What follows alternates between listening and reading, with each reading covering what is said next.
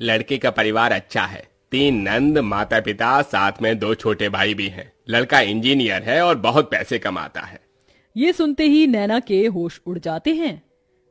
3 नंद, 2 छोटे देवर, ऊपर से सास ससुर के साथ मेरा पति, इतना बड़ा परिवार। अरे माँ, इतने बड़े परिवार में तो मैं परेशान ही हो जाऊंगी। काम भी करूं और उनके ताने भी अलग से सुनो। अरे बेटी, परेशान क्यों होती है? पंडित जी, मेरी बेटी के लिए ससुराल ऐसा दिखाओ जहां माता पिता और लड़का इकलौता हो, ताकि मेरी बेटी को ज्यादा परेशानी ना उठानी पड़े। चलिए, अगर ऐसी बात है तो ठीक है, मैं आपको एक अमीर घर का रिश्ता दिखाता हूँ। इकलौता बेटा है, साथ में माता पिता रहते हैं। नैना जैसे ही लड़के की फोटो देखती है, उसे लड़के की तस्वीर अच्छी लगती है। अरे लड़का तो अच्छा है, इकलौता है, परिवार भी छोटा है, और क्या ही चाहिए। माँ, मुझे लड़का पसंद है। ओहो पगली, चलो ठीक है, कोई लड़का तो तुझे पसंद आया। पंडित जी, अब आप इसी लड़के से मेरी बेटी के रिश्ते की बात चलाइए। हाँ हाँ बहन जी, बिल्कुल। फिर क्या था, पंडित उस अमीर घर में जाकर रिश्ते की बात कर लेता है। अब दोनों परिवार एक दूसरे से मिलने लगते हैं और उनका आना जाना लगा रहता है। बहुत जल्द शादी की तारीख भी निकल आती है। मुझे नहीं पता था कि इतनी जल्दी शादी की तारीख भी निकल आएगी। बेटी, अपने ससुराल में जाकर खुश रहना। खुश तो रहूंगी ही माँ, छोटा सा परिवार है, सुबह शाम रोटी, दोपहर में सोना, फिर रात को आराम करना। नैना को बहुत आसान लग रहा था, लेकिन वैसा होने नहीं वाला था। शादी होने के बाद जब वह अपने ससुराल आती है तो उसका ससुराल में घर बहुत बड़ा होता है, जिसमें उसे सफाई करने में ही बहुत ज्यादा समय लग जाता है। हे भगवान, अमीर घराने में तो आ गई, लेकिन यहाँ झाड़ू पोछा करते करते ही मेरी कमर टूट गई। तभी आवाज आती है, बहू, ओ बहू, अरे अभी तक तूने नाश्ता नहीं बनाया?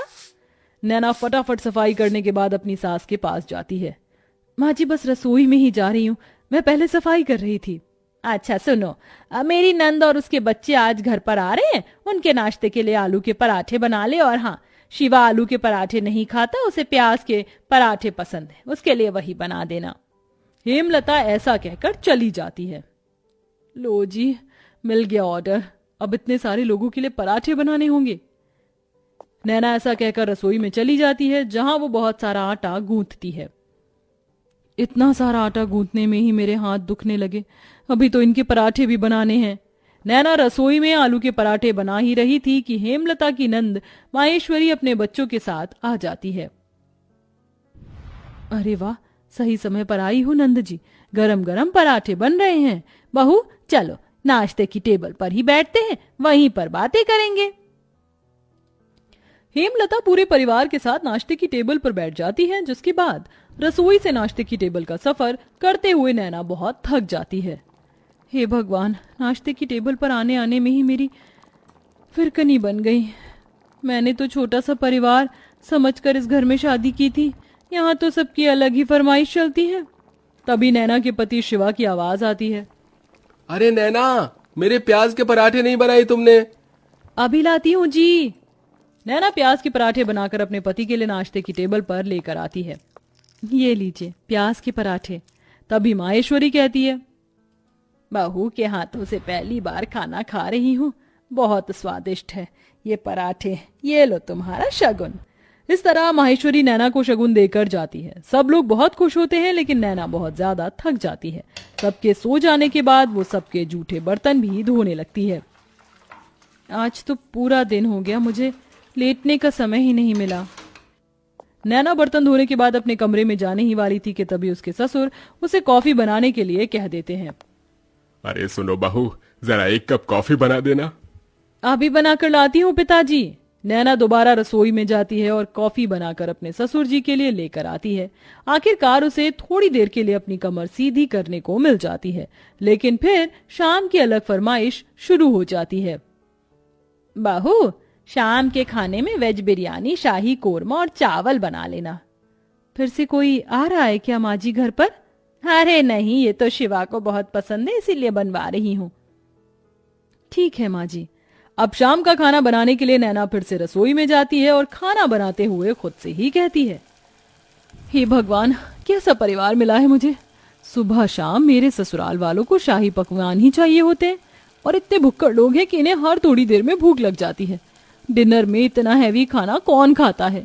मैं तो बेकार ही फंस गई इस घर में आकर।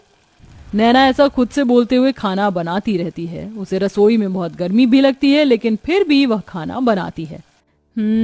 खाना तो बहू बहुत स्वादिष्ट लग रहा है, खुशबू से पता चल रहा है। हाँ हाँ, मेरी मेहनत जो लगी है, स्वादिष्ट तो होगा ही। नैना भी खाने की टेबल पर बैठकर खाना खाने ही वाली थी कि तभी किसी के आने की दस्तक होती है। हेलो गाइस, मेरे बिना ही खाना खा रहे हो? अरे बेटा चिराग, तुम यहाँ विदेश से कब लौटे? मेरे साथ मेरे कुछ दोस्त भी घर पर आए हैं। आज ही हम ऑस्ट्रेलिया से इंडिया आए हैं। कितने दिनों बाद तुझे देख रहा हूँ नैना। ये मेरे ताऊ जी का लड़का है, विदेश पढ़ने चला गया था बचपन में। मेरा जिगरी यार यही है।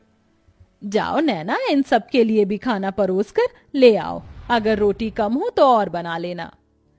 हेमलता ऐसा कहकर बेचारी नैना को फिर से रसोई में भेज देती है। नैना को खाने के साथ दोबारा से रोटियां भी बनानी पड़ती हैं और वो बहुत ज्यादा थक जाती है। सबको खाना खिलाते हुए उसी के लिए खाना नहीं बचता। ये लो, बस यही रह गया था, मेरे लिए थोड़ा भी खाना नहीं बचा। कैसे भुक्कड़ लोग हैं, एक बार भी मेरे बारे में नहीं सोचते हैं। नैना को बहुत बुरा लगता है। वो अपने कमरे में सोने चली जाती है। इसी तरह जब भी वह कुछ बनाया करती तो सारा खाना उसके ससुराल वाले ही खा जाते हैं और उसके लिए कुछ नहीं बचता। ऊपर से घर में मेहमानों का आना जाना लगा ही रहता है, जिसके चलते एक दिन नैना की बहुत ज्यादा तबीयत खराब हो जाती है। इनके शरीर में बहुत ज्यादा थकावट है। लगता है काफी दिनों से जरा भी आराम नहीं मिला है, इसलिए शरीर में कमजोरी हो गई है। ये मैंने दवाइयां दे दी हैं, बस आप इन्हें थोड़ा आराम करने दीजिए, जल्दी ही ठीक हो जाएंगी। डॉक्टर की ये बात सुनने के बाद हेमलता को अपनी गलती का एहसास होता है और वह अपनी बहू के पास जाकर उससे कहती है, जब से तुम इस घर के अंदर आई हो सारे काम तुम ही देख रही हो। मैंने तो कोई काम नहीं किया है और ये भी नहीं सोचा कि तुम कितनी थक जाती होगी। मुझे माफ कर देना बहू, लेकिन आज से मैं भी तुम्हारी मदद करवाया करूंगी। माँ जी, आपको माफी मांगने की जरूरत नहीं है। मैं इस घर की बहू हूं और घर की जिम्मेदारी समझना मेरा फर्ज है। नैना इतना कह रही थी कि तभी घर पर उसकी तबीयत के बारे में सुनते ही ताई जी, मौसी जी, बुआ जी सब आ जाती हैं उसकी देखरेख के लिए। हमारे रहते बहू को एक भी काम करने की जरूरत नहीं पड़ेगी। अरे बुआ ताई जी हैं ना, और मौसी जी भी हैं, हम सब मिलकर सारे काम कर लेंगे। इस तरह सब लोग नैना की बहुत अच्छे से देखरेख करते हैं। नैना को इससे ये समझ आता है कि रिश्तेदारों का आना जाना अच्छा होता है और सबके साथ प्यार प्रेम से रहना भी बहुत जरूरी है। जैसे ही वो ठीक हो जाती है, वो पहले की तरह फिर से घर की सारी जिम्मेदारियां खुद उठा लेती है। चलिए, आप सभी आज खाने की टेबल पर बैठिए। अब मेरी तबीयत बिल्कुल ठीक है। मैं आप सभी के लिए आपकी पसंद का खाना बनाऊंगी। नैना ऐसा कहकर रसोई में चली जाती है। पीछे से हेमलता आती है। अब से मैं भी तुम्हारी रसोई में मदद करवाया करूंगी और मैं जानती हूँ आखिरी में तुम्हारे लिए कुछ नहीं बचता, इसलिए पहले ही तुम अपने लिए खाना निकाल लिया करना। ये सुनते ही नैना को बहुत खुशी होती है और उसे अपनी माँ की याद आ जाती है, जिसकी वजह से उसकी आंखें भर आती हैं। अरे ये क्या बहू, तू रोने क्यों लगी? बस आज आपकी बातें सुनकर मुझे अपनी माँ की याद आ गई। हेमलता उसे गले से लगा लेती है। इस तरह दोनों सास बहू मिलकर घर को संभालती हैं और एक साथ खुशी खुशी रहने लगती हैं।